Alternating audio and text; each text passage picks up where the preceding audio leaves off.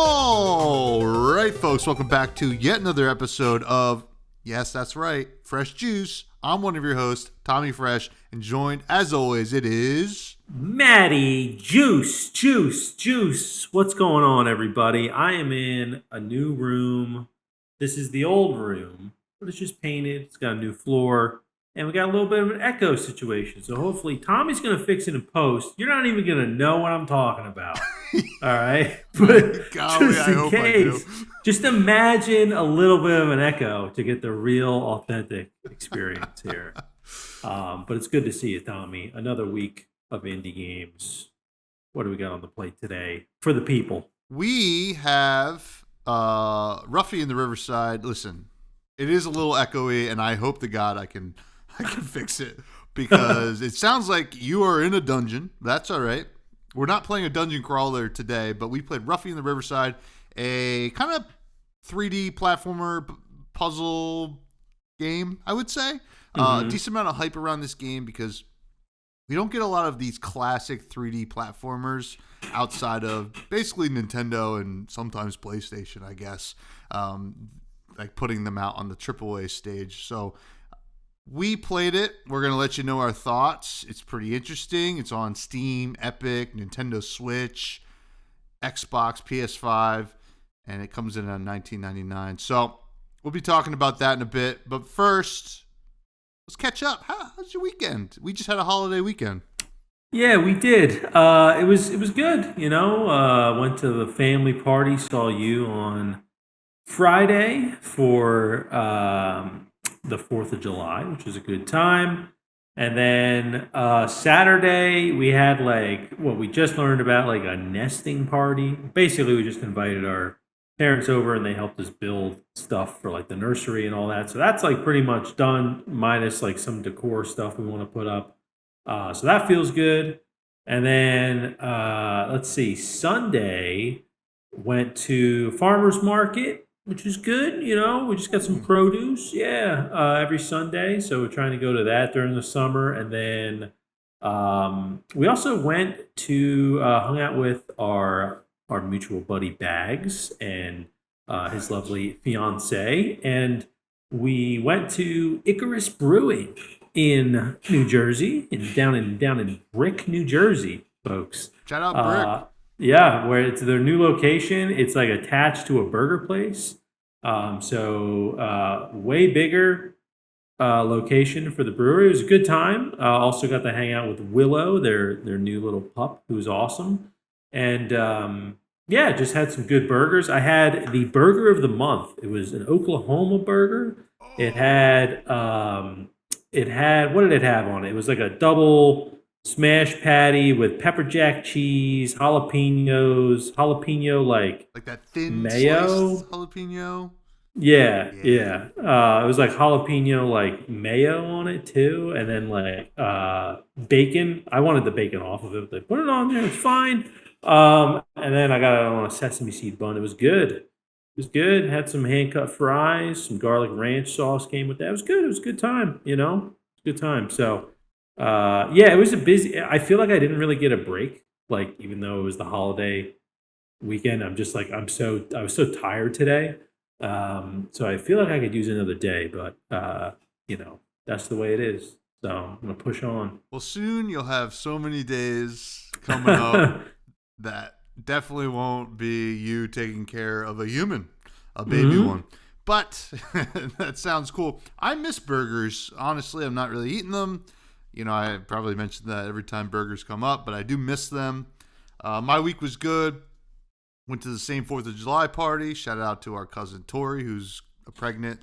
Happy pregnancy. Very cool. Last Wednesday, I got to go to the Phillies game in a work outing in a suite. So unlimited drinks and food. It was crazy. Speaking of burgers, there's a Shake Shack in Citizens Bank Park where the Phillies play. And like every time we go to these outings, all of a sudden they just come in with just trays of Shake Shack burgers. Yeah. And just like, I mean, I didn't have any, but I was slamming hot dogs. You know, I know they're beef hot dogs, but, you know, that's not really beef. But, yeah, you know, it was a good time. I I really love the Phillies. No, I'm kidding. I really love hanging out with my coworkers, so that was really cool. And then Saturday was pretty low key. Went out to dinner with the wife. Mowed the lawn, and then yesterday we went to another kind of 4th of July party at a family friends, and that was cool too. This morning woke up. I was so excited for the week to start. I woke up at 6:30 to go take my car in to pay way too much money to fix it. So that was cool. And then made some tasty dinner tonight, which I'll be talking about in the rec room.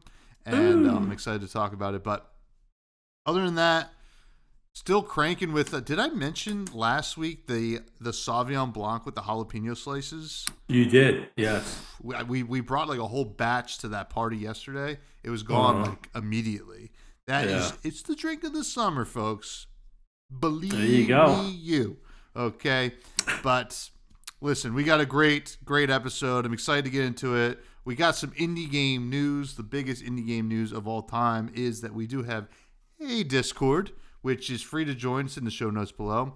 Unfortunately, we have some not so good news. I think Microsoft had another big layoff of 9,000 people, including people from the gaming division or whatever the heck they call it. And it is affecting a lot of games, including Rare's new game that was supposed to be coming out. I believe that's canceled now. A couple other things. Not good. Not good, man. Yeah, no, definitely not good. And honestly, I feel like Microsoft has had this over the last few years. It's been like they've started to get like in people's good graces, and then like they just like do another round of layoffs or like cancel games, whatever it is.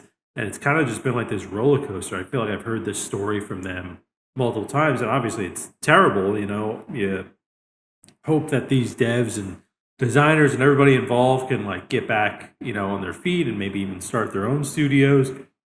Excuse me, but yeah, I don't know. It's just I don't know. You see the profit Microsoft makes, right? It's not just Xbox. I think Xbox is just a small, very small piece of their pie, and it just blows my mind that like how many games they end up canceling when like there's people out there that are like begging for them to like bring us something interesting like from the single player perspective. And there's been like so many games that have had people really excited, and they just end up getting canceled, and then they just come out with like there's another generic kind of game that doesn't really do that well rating wise, or even if it does, it just doesn't have like the marketing behind it. Yeah, it sucks to see Microsoft like doing this again, because I feel like I don't know, people have been really enjoying Game Pass and everything they're doing with that. Steam's supposed to get integrated with Game Pass. That's the rumor. So I just saw a lot of people excited, and then this news comes out, and you're like, this is just. It's hard to root for a company when like they're still, they're doing this stuff so often. So, yeah, it sucks. Yeah, it's pretty brutal. I mean, on the flip side, Helldivers 2 is coming in August to Xbox, I guess. I think the same day as Gears of War. Yes. Release. Yeah. My birthday. There you go. Your birthday. You will have so much time, I'm sure. So much to be playing those. So we'll play them all for you. But that is something. But yeah, it is a shame. It's not the end of it. We always talk about that anytime we talk about these layoffs. It's not the end, but it's also a great time to dive into some indie games because there's some great ones, and they're small teams, so they can't really lay off too many people. Unless the whole studio closes. So. And that's a travesty in itself. So, sad stuff, but we do have some happy stuff. I think, I don't know, because all I have in the show notes is game show time.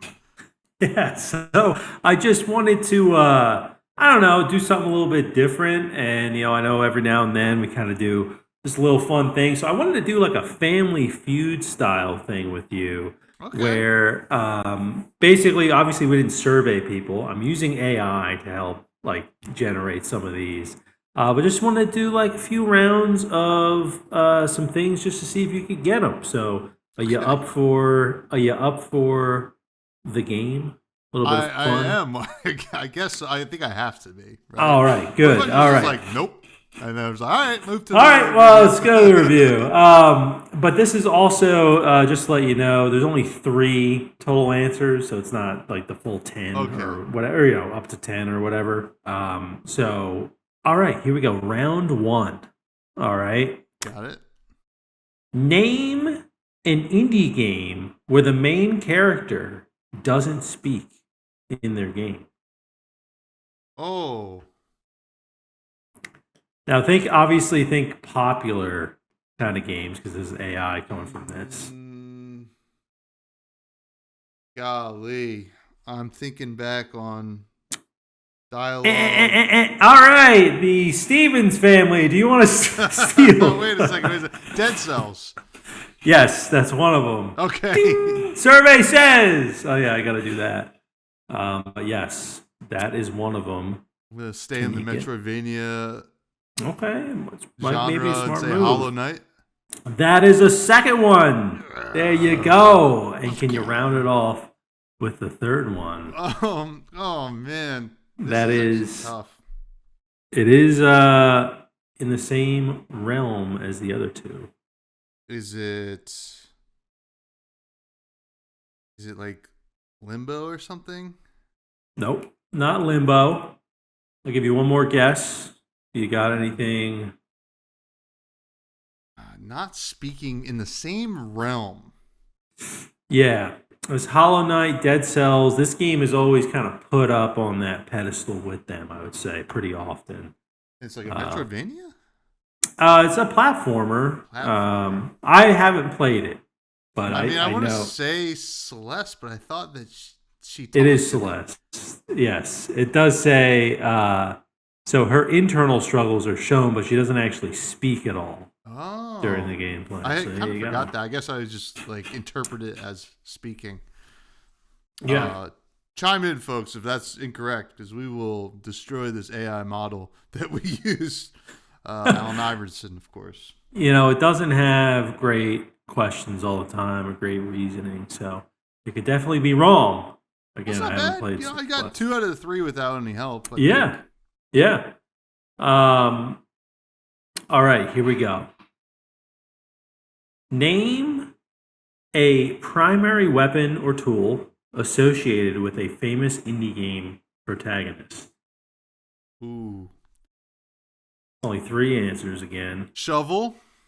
Boom, that's one. Yeah. I'm not doing the survey says. Survey says ding. Yeah. Oh man. Okay. Gee, Willikers. I mean, a gun. That's not one, but it's a good guess. Yeah, it's too general. These next 2 are pretty specific to the game. One of them you actually mentioned before. That's helpful. Today, like tonight. Yeah, well, like 5 minutes ago. In the other question. Oh, I forget what I already said. Geez, Louise. What did I say? All right. I'll tell you one of them. It's Nail from Hollow Knight. Oh, the nail. I guess it is a nail, but I don't really associate it with that. Yeah. But yeah, that's fair. And the third one is very popular. They just made a movie about this game. Oh, a pickaxe. Yeah. Yeah. There you go. Flint and steel. There. Gen Z kids comment. Yeah. All right. Yeah. Okay. That's fair. That's fair. We're gonna do one more round. All right. We got one more round here. You're doing well. You could win it all. We're gonna do Fast Money next. No, is Fast Money Family Feud or is that? Yeah. That's the one where like you do the word association. Yeah, real quick. Okay. Okay. Here we go. Name a primary character. A lot of these are just main character things. from one of these games. Wait, hold Wait. on. This doesn't make any sense. Name a main character All from right. an indie game Okay. known for using a ranged weapon. And Oh. this is also just based on this question alone is just on games we reviewed. Oh. Yeah. Really? Oh man. A ranged weapon? You know, some of these I don't think. Okay. Yeah. Okay, whatever the main character from Wizard with a Gun was. Yes, that's one of them. Okay. Yeah. All right. All right. Wizard. Wizard. Oh man. What the hell? Oh, what the? I know. I'll give you I should start one doing of real them. Family Feud like quotes. Like, naked grandma. What? Huh? Yeah. Sit on it. Oh man! All right, you gotta give me a hint because One of them is the ranged- Cub. The Cub. Oh my god. Apparently, it's a slingshot. Okay. From what I remember. All right, and this last one, Yeah. the weapon is primarily a close range weapon, but you can use it from a distance. So I guess it counts in this category. And the character is in the title of the game, and the weapon she uses is in the title of the game too.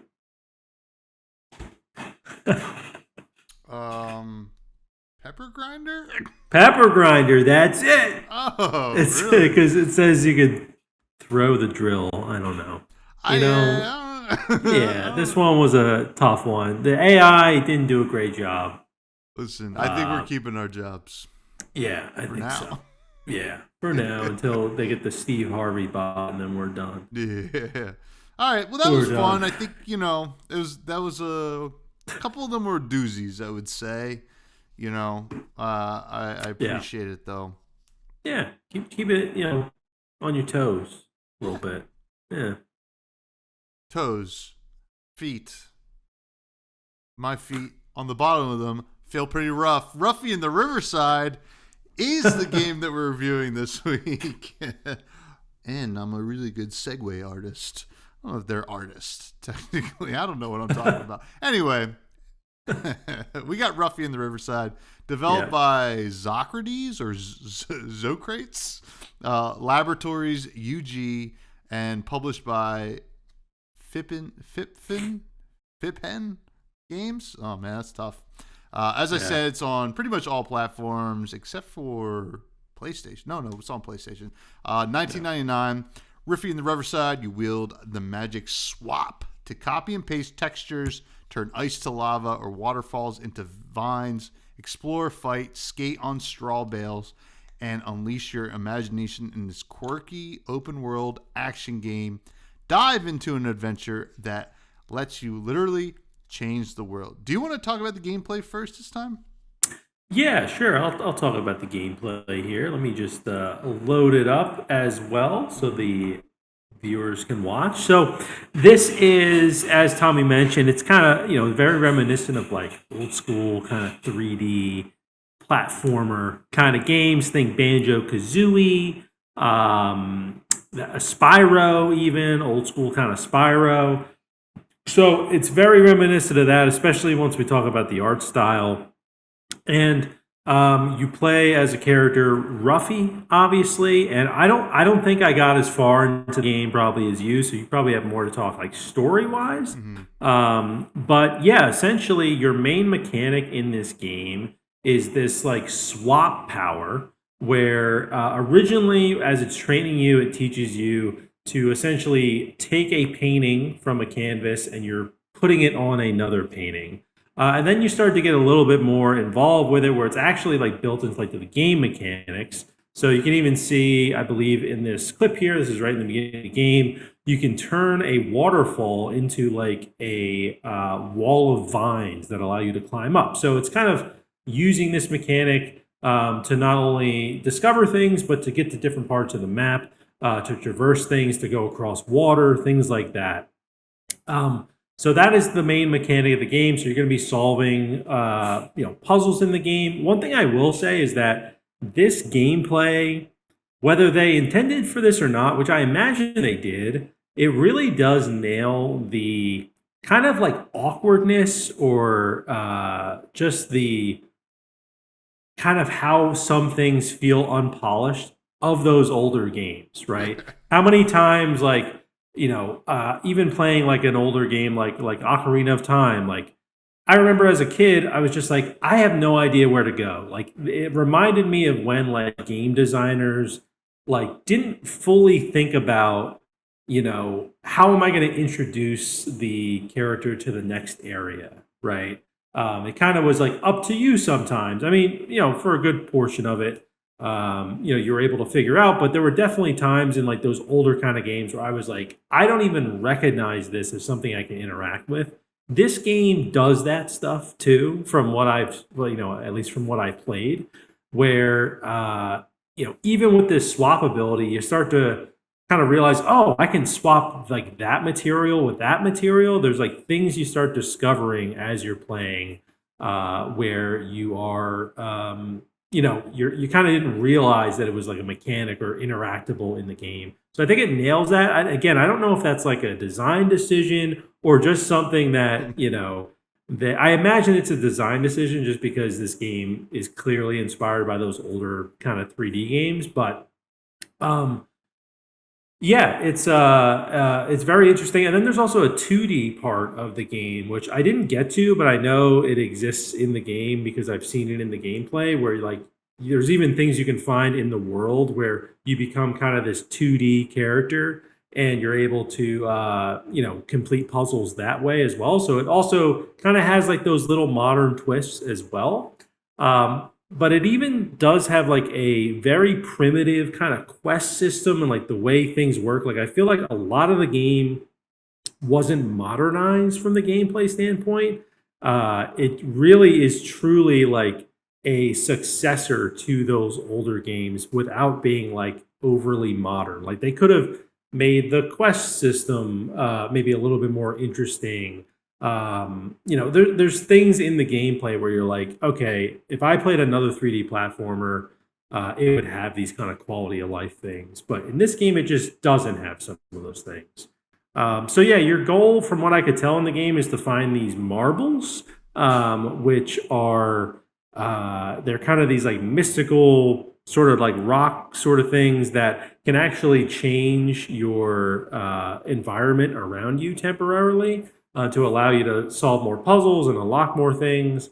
Um, yeah, so it's really just, it reminded me just so much of like Banjo Kazooie, those older kind of like 3D platformer games where you're, just going on an adventure, exploring different things, talking with weird people. It's definitely got the weirdness vibe down pretty well.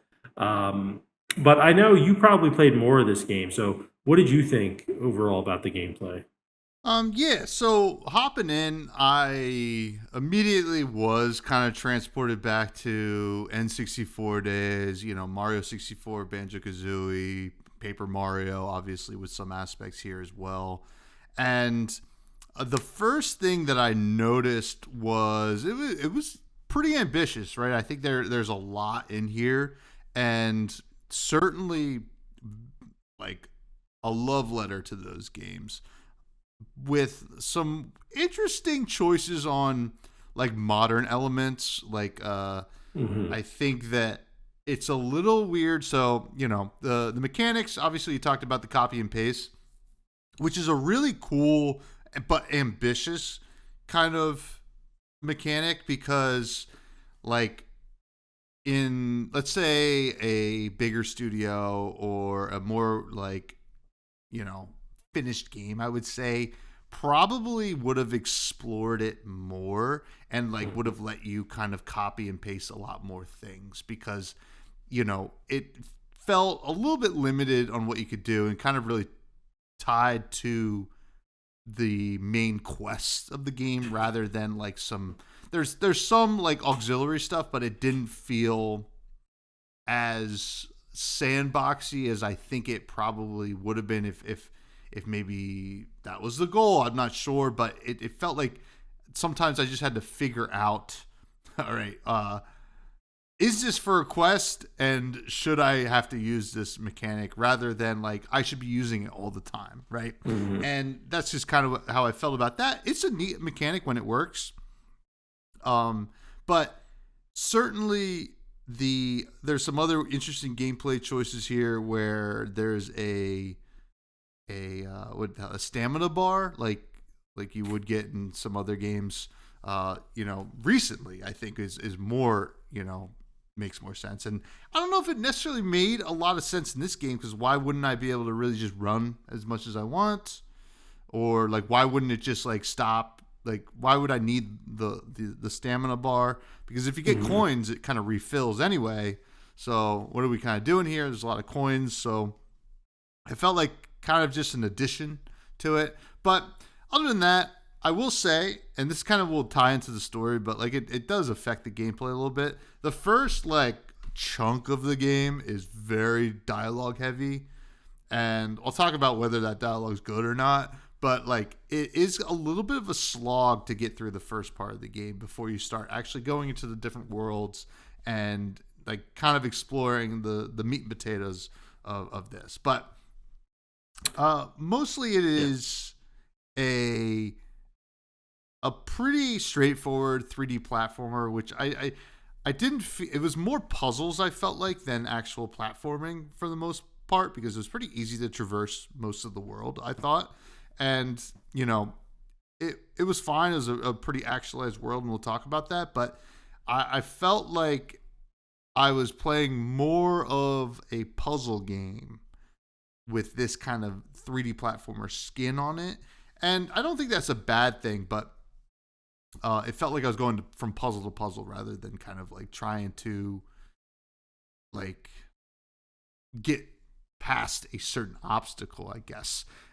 But the rest of the game, I do really appreciate the ambition here in terms of what's going on. I think that a lot of people will enjoy this, especially those who really enjoyed the classic 90s like 3D platformers, which you definitely nailed it on the head when you said like it lacks some of that polish, and I don't know if that's intentional, but like it definitely felt janky, and like not in the worst way, but we'll talk about that in the performance side. I think that there's probably some jank that doesn't need to be janky, but overall, it is going to be a pretty cute and fun gameplay experience. But for those out there looking for a true like 3D platformer, I didn't feel like I was playing Banjo or like I was playing Mario 64 or anything like that. I felt like I was playing Ruffy in the Riverside, and that's totally fine. But I think it's just worth noting that it's going to be more puzzle focused rather than platformer focused. But that was my take on it.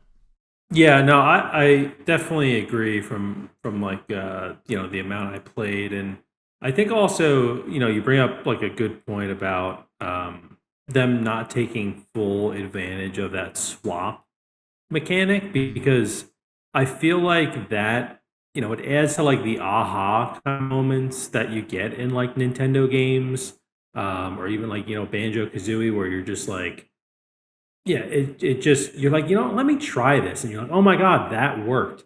It did feel like in this game, because there's only like a limited number of things you can swap with, like per puzzle. That I don't know, and even just from an art standpoint, when we talk about art, but like certain things would also be wood, and you couldn't actually copy them, but you could copy other things that were near you that were wood, like things like that, with just like these inconsistencies that.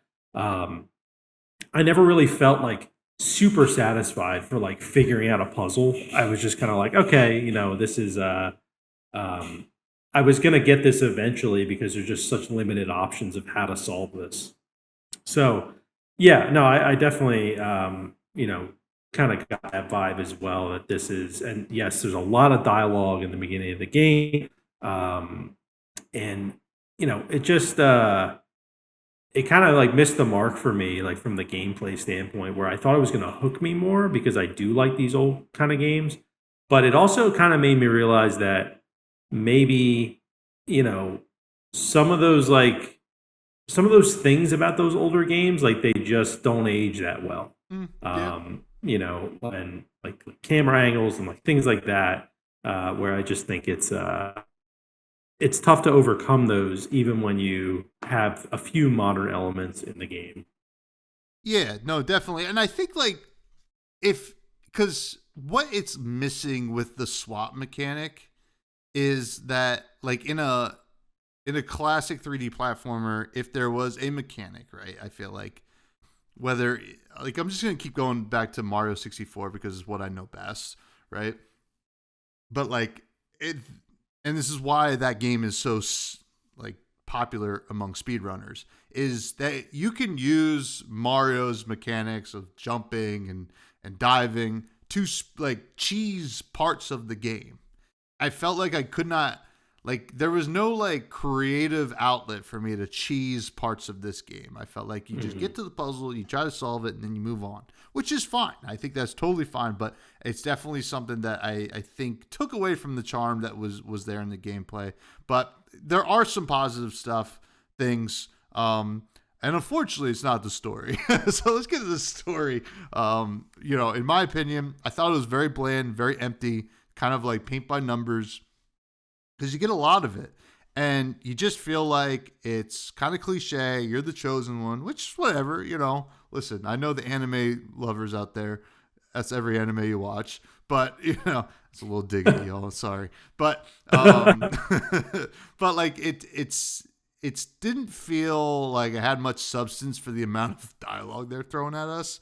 And, I didn't like, I think there were some things that were supposed to be funny and I just kind of fell flat for me. Now, maybe if I was a little bit younger, it definitely has a younger child's game kind of feel, but it's kind of interesting. I don't know if a kid would want to play this because it's not kind of what they grew up on. So I would be interested to see how a child would react to this game. But the story definitely fell flat for me. I think that Ruffy had no real like character, right? Just kind of like I'm a guy that like I like to, I'm the chosen one, I guess. Let me just do it. It didn't feel like there was, kind of this reluctant hero thing going on or anything like that, and you're just kind of thrown into this thing where you just got to find these letters and it's a little weird. It's a little weird, but what'd you think?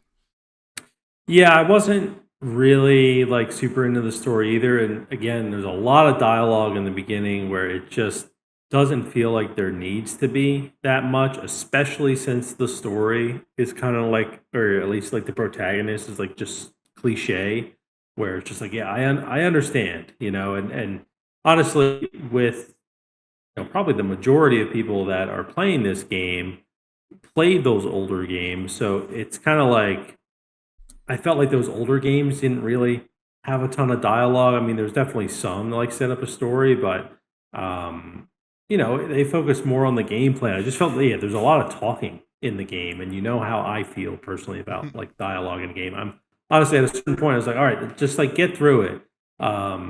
And one thing it also doesn't do in the story that I think would be perfect for a game like this. Let's highlight some of the keywords in the dialogue here. Yeah, yeah, yeah. I was like reading through it, but I'm like, it's pretty I feel like normal for like a game like this to like highlight at least like directions you need to go or things you need to find, things like that. So that's one thing with like the story that um, just tied to the dialogue. But yeah, I didn't find it like too interesting either. Honestly, it just got to the point where it's like I just want to get through this because I just don't like care enough, and it's not like that interesting of a story. I do think that once we talk about like the art, but I think like Ruffy kind of could have been a really cool story, just from the way that Ruffy looks and like I don't know, just I feel like they could have done more with kind of the assets that they had, but again, I didn't complete the story or get like incredibly far into the game from a story standpoint. Just kind of just exploring a lot, but it yeah, it didn't wow me, and it didn't, I guess, persuade me to like want to pursue the story more. It was more of like checking a box to get the quest done and just seeing what other things I can unlock and areas I can find. Yeah, you bring the keyword thing is like such like a big miss here because there's oftentimes you're going through dialogue and it whatever it might not really matter that much, but then there's time they'll just say this is what you got to do in the quest, but it just kind of blends in with the rest of the dialogue. You're just like, Yeah. I gotta go back and talk to this person, you know, and with the quest, and this kind of goes into the gameplay. You know, the quests are fine. Uh, there's no like at least in the early game, there's no like true fast travel. Now, like once you get a little bit further in the game, you can kind of ride like a hay bale, which actually like makes things like go super quick and is like actually pretty fun to do. But you know, the until then, some of the quests feel a little bit tedious. But Yeah. yeah. With the story though, just a little bit bland. But visuals wise, I think this is one of the standouts of the game. It like you know it is so itself that you know it can't even help it, right? You go through this world, you're like, wow, they really built this up. It's chaotic, but I think it actually works for this game because like there's so much going on, especially on like throughout like the main area, like where you're going to spend a decent amount of time in your first like hour or so with the game, and you're like, wow, this like it's almost like there's no empty space at points. You're just like they're Hmm. just throwing things everywhere. But I think it works for this game. You know, it has this Paper Mario style like character design that's like really neat. Ruffy just looks so cool. Like it's kind of a shame that like some of the other stuff isn't really connecting here and like maybe some of it can be fixed. I'm not really sure, but like Ruffy really stood to be like as a character, a great indie character, right? Hmm. The design is just so weird and unique. It's like a little bear with a strange Ewok hood on it. And you're just like, this is super fun to look at and watch. And has the little bee companion. And the world itself looks, in my opinion, like it looks truly like where this kind of like homage to the original games like shines, right? It's just like I feel like I'm watching a or not watching, like playing a classic like N64 era 3D platformer based on how this looks alone. So I thought they really nailed that there. And you know, I don't love the dialogue font to be honest. That's one thing I would say. And then also the overworld map I thought was pretty atrocious. It was just too busy. It felt like I was like honestly, I clicked into it and it felt nostalgic in a way and like not a good way. It felt like I was looking at a Neopets map. If anybody remembers Neopets, but yeah, I felt like we were like it's pretty close to like a home run visually for me, you know, with some like minor stuff that I didn't really like, mostly the font and the overworld map. But what'd you think here? Yeah, no, I think largely like it's a success in the art department. It, like you said, it reminds me of those older games, and then I feel like the kind of Paper Mario, character design is like what almost like modernizes it a little bit more because I guess it's like the contrast of like the 3D world and then like the 2D kind of characters. Although when the characters like they do have multiple kind of like angles that they turn at. So they it almost looks like a 3D character that's like in stop motion, kind of, which is just a really cool art style. I agree about Ruffy. I think looks so cool. Even the mole guy, Sir Edler, like he's really cool. I could see him like I don't know, being like a move that Ruffy has, right, or something if he was to be added to like the Fraymakers or whatever, or Smash. But definitely really great design. I do agree about the font for the dialogue. I mean, it does remind me of like the older games, kind of, but I feel like that's one of the things that could have just been a little bit more modernized. Same with like some of the UI elements. They're just like they almost just feel rather than it feeling like a one of those older games, it just feel unfinished to me. Where it just like I don't know. Let's make the quest screen look a little bit better. I know this is probably against like maybe their design principles. They wanted to be like true to sticking to that kind of older school design, but I don't know. That sort of stuff is like what feels dated to me, where I'm like, this didn't need to be like this for me to like enjoy the gameplay. So those are kind of my qualms with the art, but I mean, that's like that's just small potatoes compared to like really the hero I think of the game is the art. It pulls you in. I think it's part of the reason we were interested in trying the game out. I think it's a part of the reason also it's been like I'd say a mildly successful like marketing play. Like I've seen this game for a while. It's might have even been at PAX, and it's always got kind of got eyes on it. And it yeah, so it's definitely a great job from the art side of things overall. But I think another winner with the game though is the sound. You want to talk about the sound? Yeah, specifically the soundtrack, I think I mean, it's just so awesome. It's so much fun and weird and strange, but sticks out to you right away. Even like, I mean, mostly the main theme is just like, oh, I will know this is Ruffy in the Riverside anytime I hear it going forward. It's just like so strange and fun. Yeah, I wonder if we can find when it pops up for people to listen to. But basically, Yeah. it's just a really like funky, reminds you of like Banjo Kazooie, Donkey Kong 64, like the rare, um, you know, Mhm. uh, the rare era of 3D platformers. Just kind of nails it.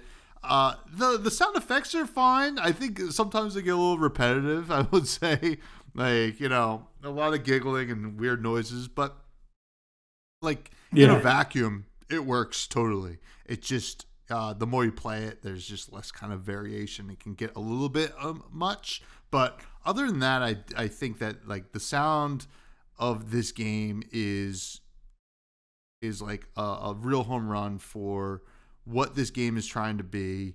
And the soundtrack is honestly one of the better ones we've listened to, I think, in some time, especially with that main theme. Just like, when I listen to like a soundtrack of a indie game, I'm like, will I know this is the game if I hear it in a vacuum? And if I do, like obviously there's some games that like don't need that, but like the fact that like it stuck out to me immediately was like a good sign, and then the rest of the Mhm. game sounded great as well.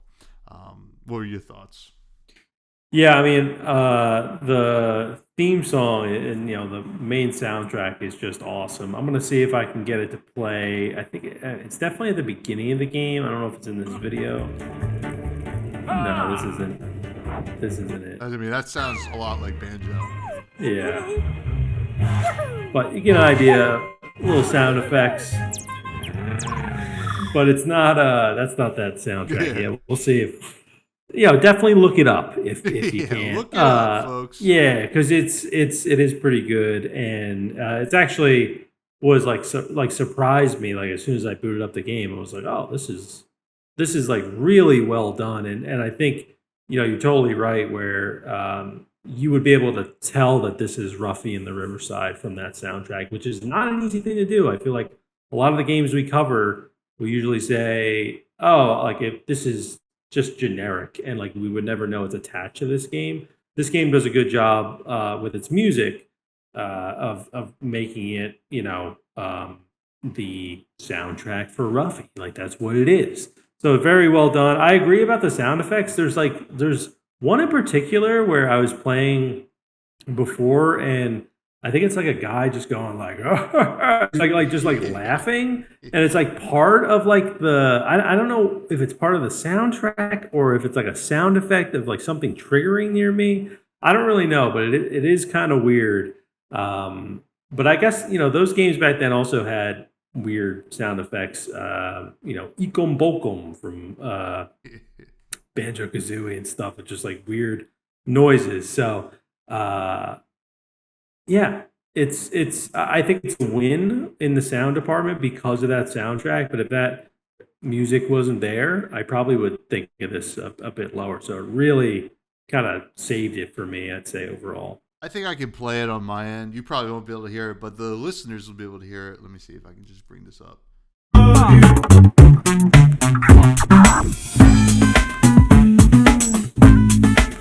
get the beginning.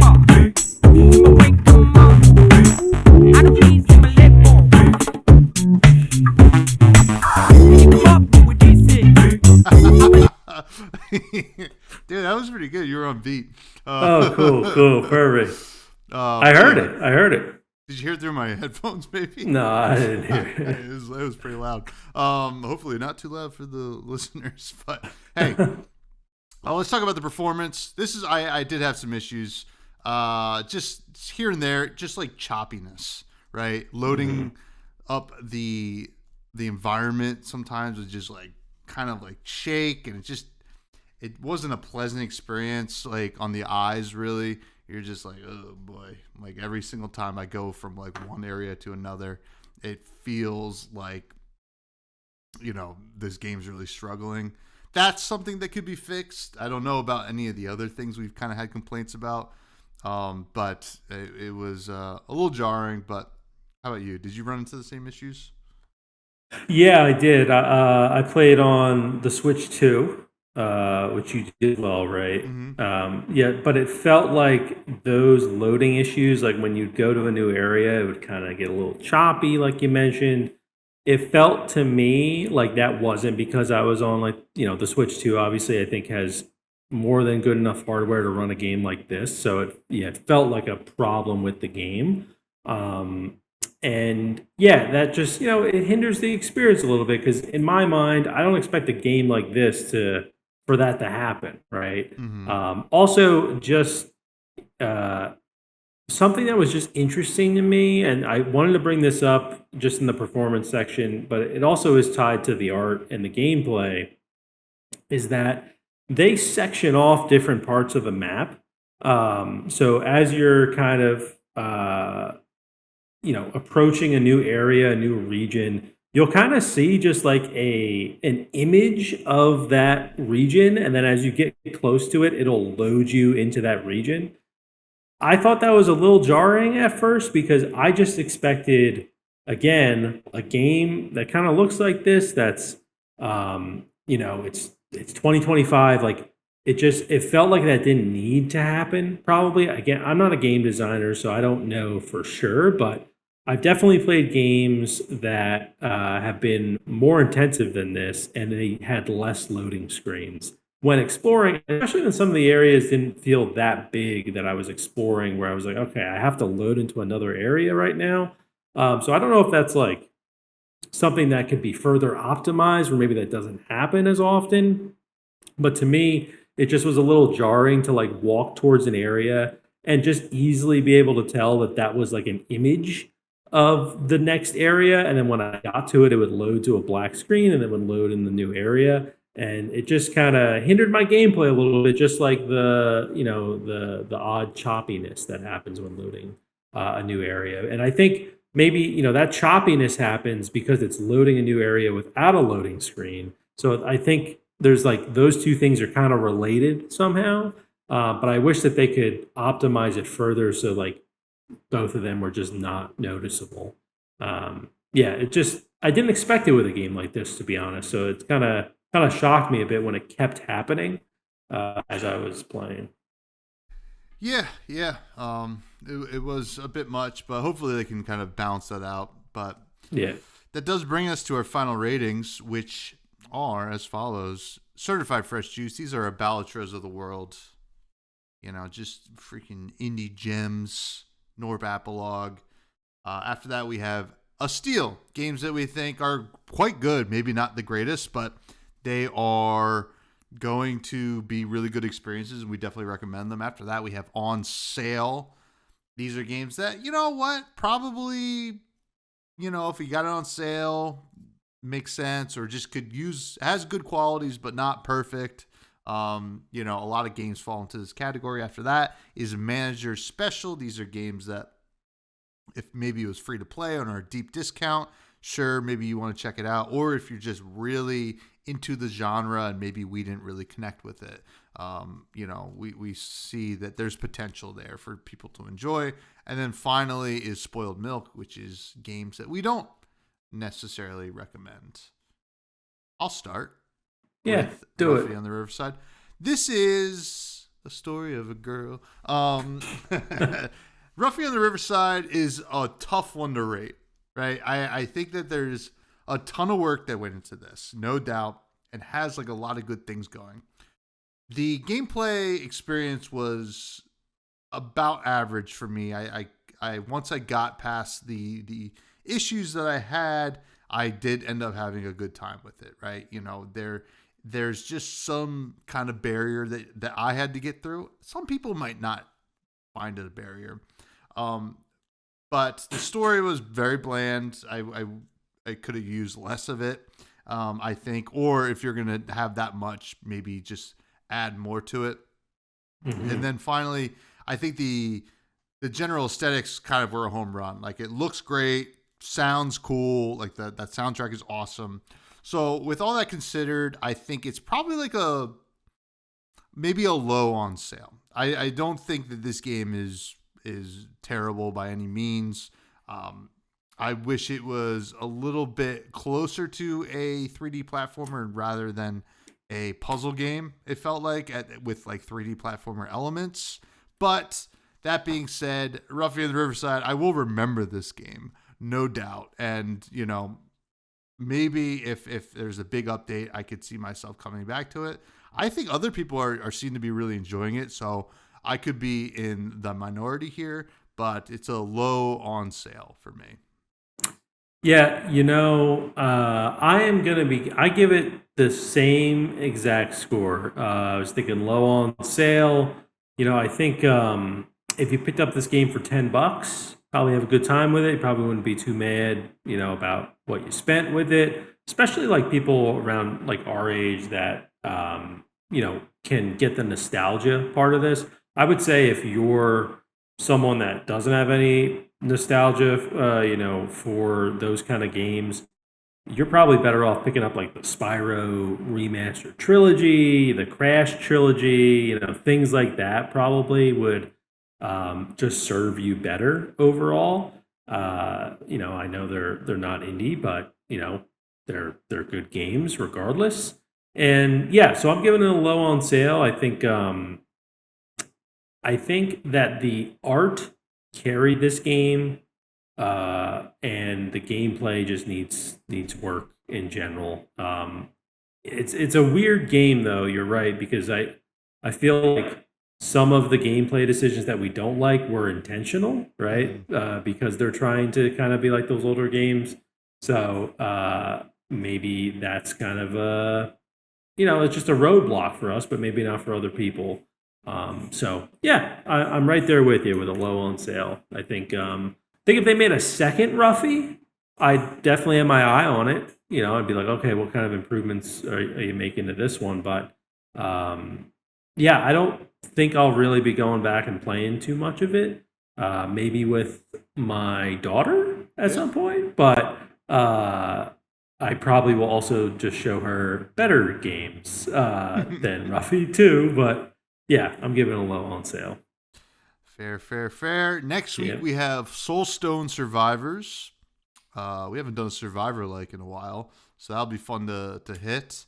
And we do have some listener questions. First one comes from Bags, mentioned at the top of the show and at the bottom of the show. Bags asks, what? I can't. You sound like you're underwater. I do? Oh, you're back now. Okay. It might have been me. Never mind. I think it's probably me. Okay. All right. I'm back. I'm leaving it in. Bags asks, which games are on your gaming Mount Rushmore? My gaming Mount Rushmore. All right. So if this is mine in particular, like my Mount Rushmore, not what games I think are like overall considered to be on the Mount Rushmore. I'm going with Gears of War 1. I'm going to go with that, okay, because I got to say that. Um, I'm going with Balatro. I think it is like just amazing. I love Balatro. And let's see, two more games that are on there. I'm probably gonna put Elden Ring, Dark Soul. I don't know which one. Probably maybe Dark Souls 3 on there. I really love Dark Souls 3. And then the fourth one, I'll probably put.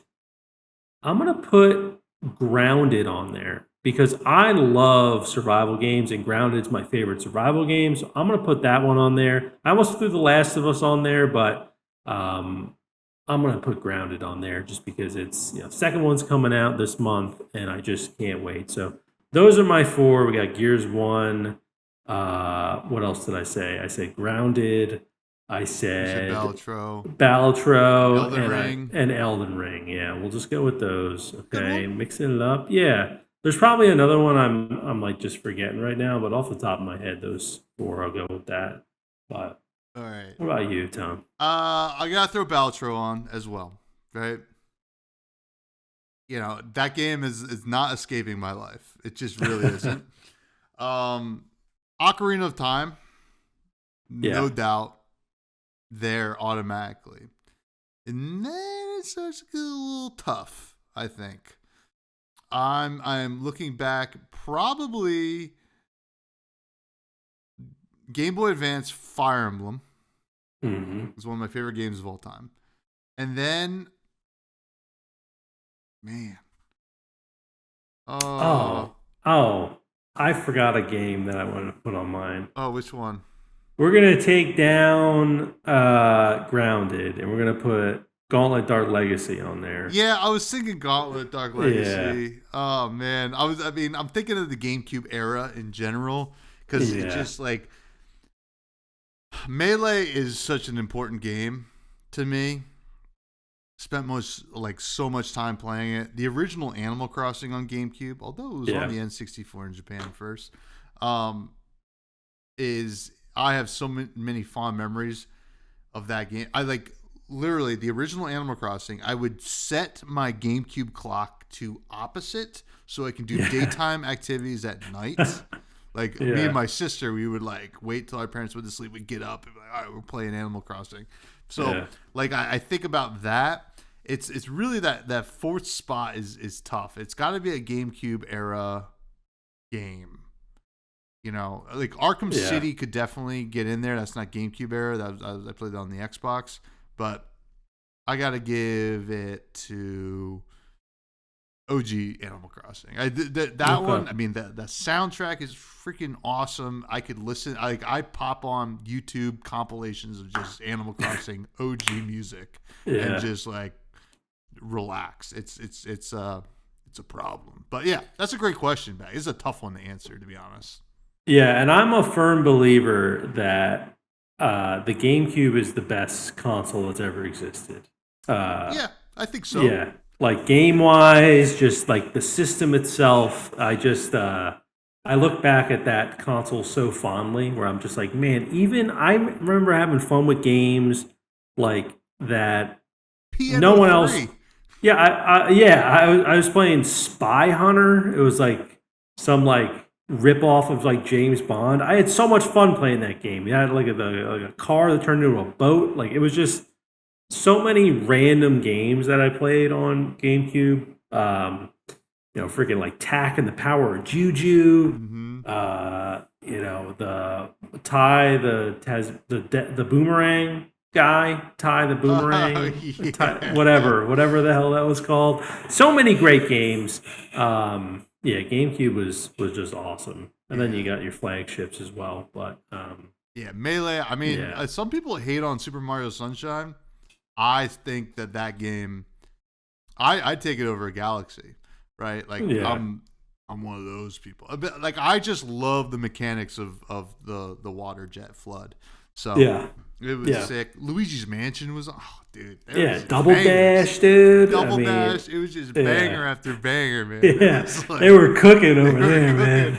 Holy moly! But man, he got us sent down a GameCube rabbit hole. Capolo says first, I need to find a new mobile game. Please recommend me one. Ooh, Balatro? Balatro, yeah. Once Human, which is on mobile. Actually, the last mobile game I did play, Capolo, is Backyard Baseball. Just came out on mobile not long ago. So if you have nostalgia for the Backyard Baseball PC games now on mobile, I think it's coming to like the Switch too, as well. I don't know. I haven't been playing a lot of mobile games. I usually have some sort of like puzzle game that I'm into, but I haven't really been playing much on my phone at all, other than Balatro from time to time. So it's tough for me to know. You might have something that you've been jamming. Oh, golly. It's been like mostly Balatro, but I think I mentioned Rogue Words. I think Capolo downloaded that. Loop Hero is on mobile. So is Blasphemous and Dredge. Those are all great indie games. Plunder Panic is on mobile, which is a fun one. I don't know if it's that great to like play by yourself, but down old school RuneScape. How about that? Yeah. Tiny Wings. Yeah. I think we're just naming all like PC games that ended up on mobile. But Jetpack Joyride, if you never played that is a banger. Oh, that's a good one. That's a nice time killer. So no, definitely. Temple Run, little Temple Run action. Yeah. Subway Surfers, if you want to like be cool with the kids. Minecraft is on mobile. That's like probably its biggest platform at this point. Yeah. Yeah, it's a good one. So there you go. Let us know what you play, Capolo, because maybe it's none of these, and you can teach us a new mobile game. Yeah. K Moore asks, we need to leave Earth ASAP. What? And you can only bring one game with you. Which one would it be and why? I'm going to just eliminate Balatro from the equation here. Yeah. Because I think that's the obvious answer. Just like that would be the perfect time killer. Obviously, what comes to mind is like, what game could I bring that could help me, like, teach me to live off of Earth? But I'm going to assume that's all been handled, and I'm not like on a desert. Oh my god, I'm not on a desert island or something. I'm like, it would have to be a game with a lot of replayability. To be honest, I mean, like No Man's Sky comes to mind just because it's like endless, basically, right? So they'll always kind of find stuff to do. But I assume it wouldn't get updated because I guess everyone on Earth isn't around anymore. So I don't know. This is a tough one because you want to choose something that's got a lot of content to it. What are you thinking, Tom? Or maybe you don't. Maybe you just want something nice and sweet. I have one of two games, and they're both from the same series.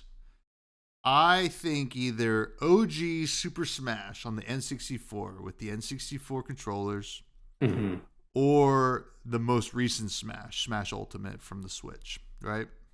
And the reason I'm saying that is I believe that we're going to, if we're leaving Earth, we're probably going to need to resettle, recolonize, or whatever. Not colonize. We're going to have to get better at being humans again. And I think that we're going to get alphas, right? And stuff like that. And we're going to like have fights. If we can condition ourselves to be like, let's settle it on Final Destination, no items. That's no violence, nothing. With just everything goes through Smash.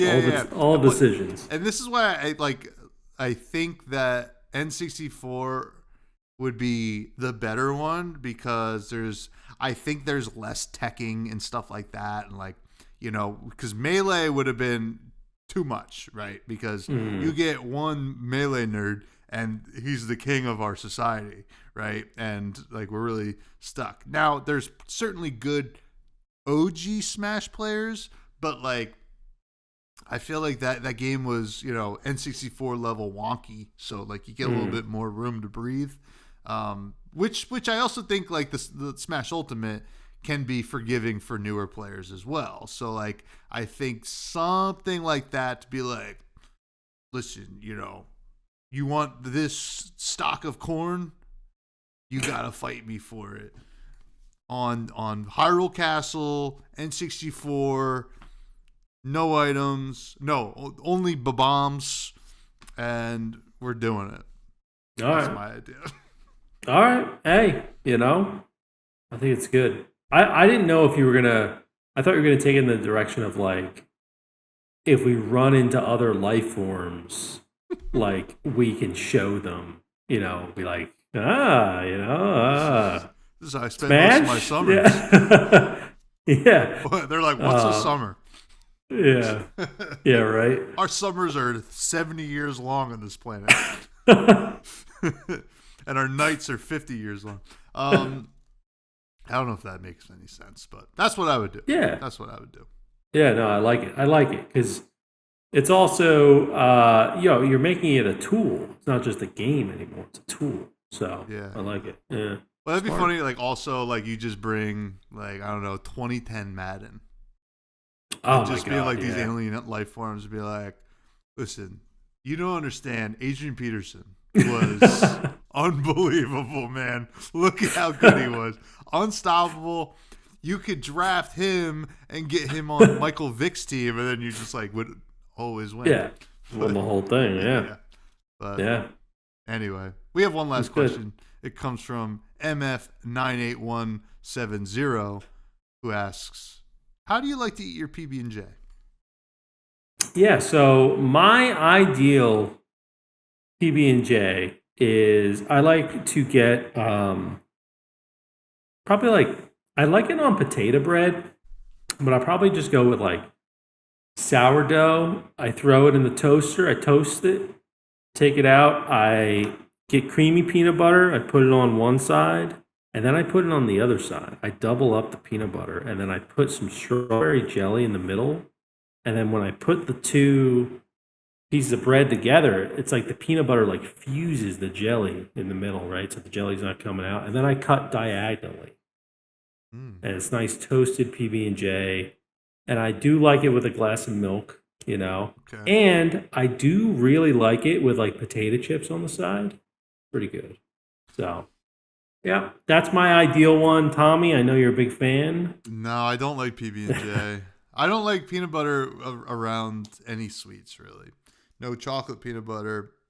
I mean, I'll eat it, right? That's always the case with any of this. But like, I'll be down with a peanut butter burger, but if once I see like it's a peanut butter jelly burger, I'm out. I'm like, get that away from me.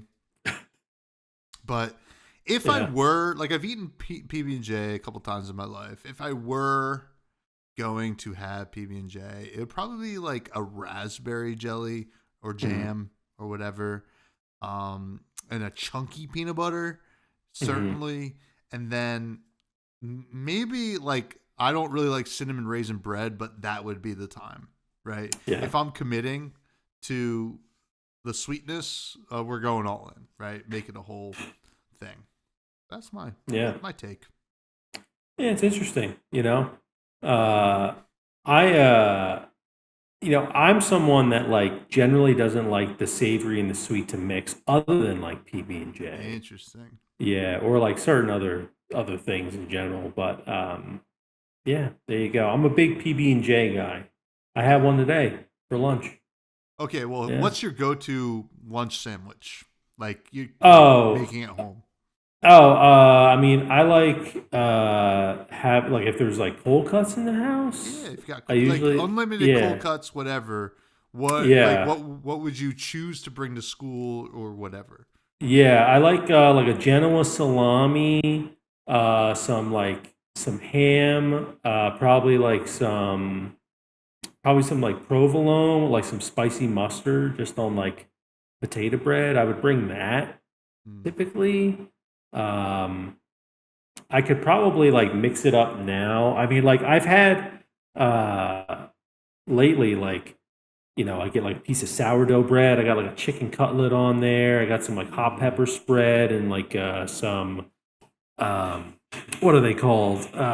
Sun dried tomatoes or whatever. Put it on Oh, there with some jalapenos as well. okay, Emerald Uh, Lagasse over here. yeah, yeah. Whoa. So it's pretty good, And then I got the bread all toasted. It's nice. Yeah, it's Very good. It's nice. delicious. Yeah. So that's Nice. been lately, but talking about like bringing to school and stuff, that's what I would bring typically, like a cold cut sandwich like that. What about you?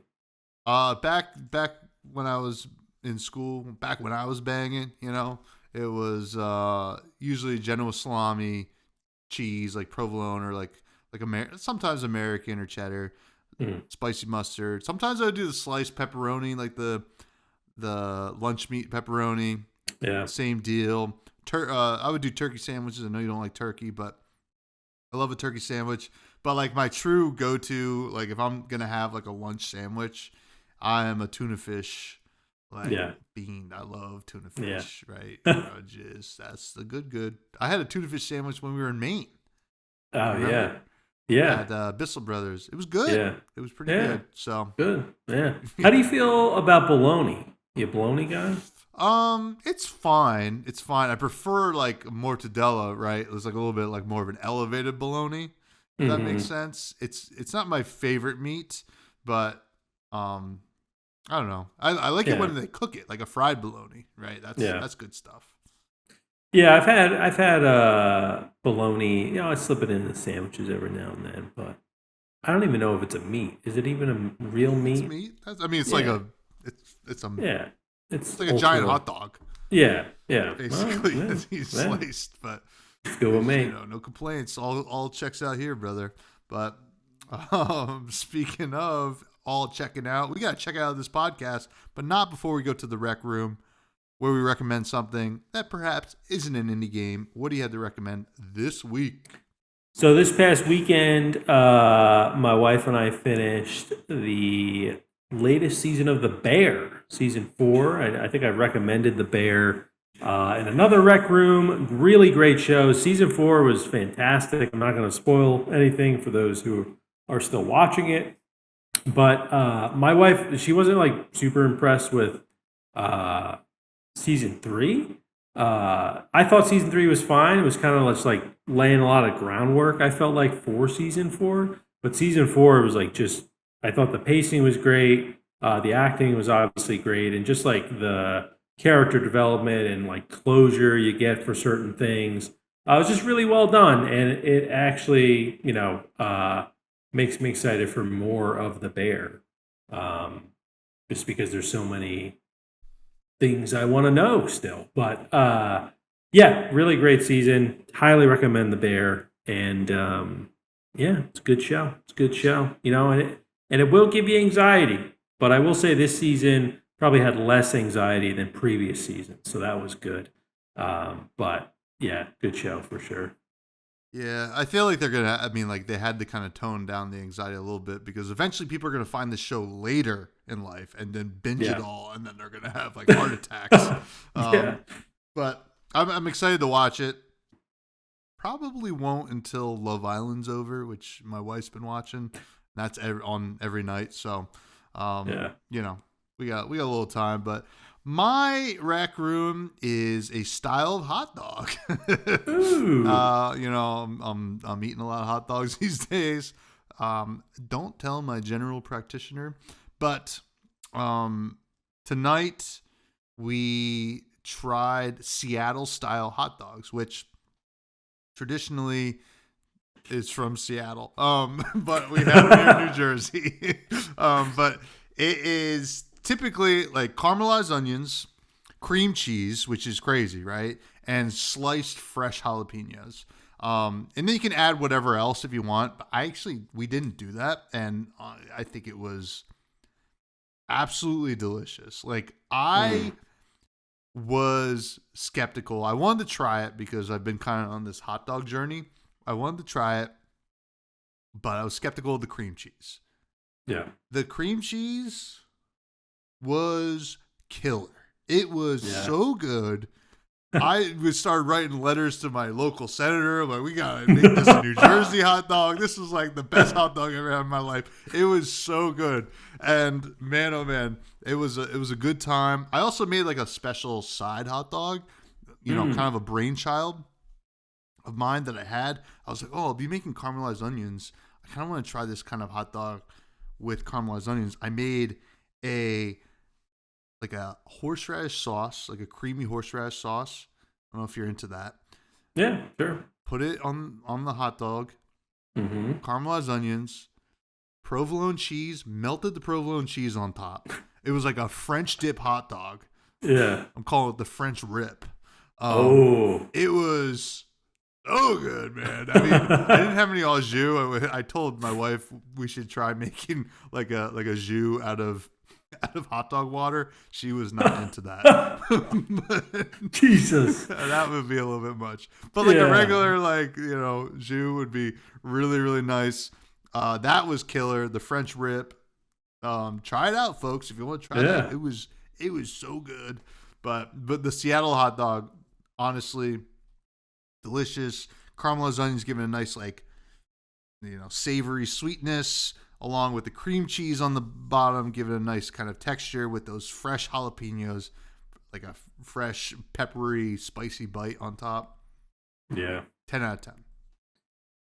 10 out of 10. I think, it sounds pretty good. Sounds pretty good. I think cream cheese is like one of those things, because I'm trying to remember what else I've heard people put it on that was like, oh, that's weird. But it's like one of those things that I feel like is consistently good on other things that you think it wouldn't be good on. So I need to try some cream cheese on there, and sounds pretty good to me. It was just regular cream cheese, or you have regular Philadelphia cream cheese? All right. Yeah. It definitely Seattle and Philly, coming together. Yeah, Seattle and Philly. Yeah, definitely got the wheels turning for a future like party dip, jalapenos. Maybe like a really like thinly sliced hot dog that you get all crispy. You throw it in the air fryer, make it almost like bacon. Yeah. Mix that in. Oh, we're really cooking, folks. Cooking. You could even do like pigs in a blanket with like a cream cheese dip kind of thing or something. Stop that. Man. Something like that. You can do pigs pigs in a blanket like they do sausage rolls over in the UK, right? They usually do the sausage roll, but also they throw like a caramelized onion in there. Yeah. Oh, man. I need a party, quick. Yeah. Holy smokes. Oh, man. But anyway, it's a great episode. I want more hot dogs. I have a problem. You can find me on all platforms at Fresh Buds Pod. I have another podcast called Fresh and Buds. Just had this week, we have Sam O'Byrne on, who is the coverage producer for LSS, the game that makes Flesh and Blood. He also is an actor and a great content creator for 3 Floating. You should check that episode out if you're interested. And we can find us on all platforms at Fresh Juice Pod. And Matthew, where can people find you?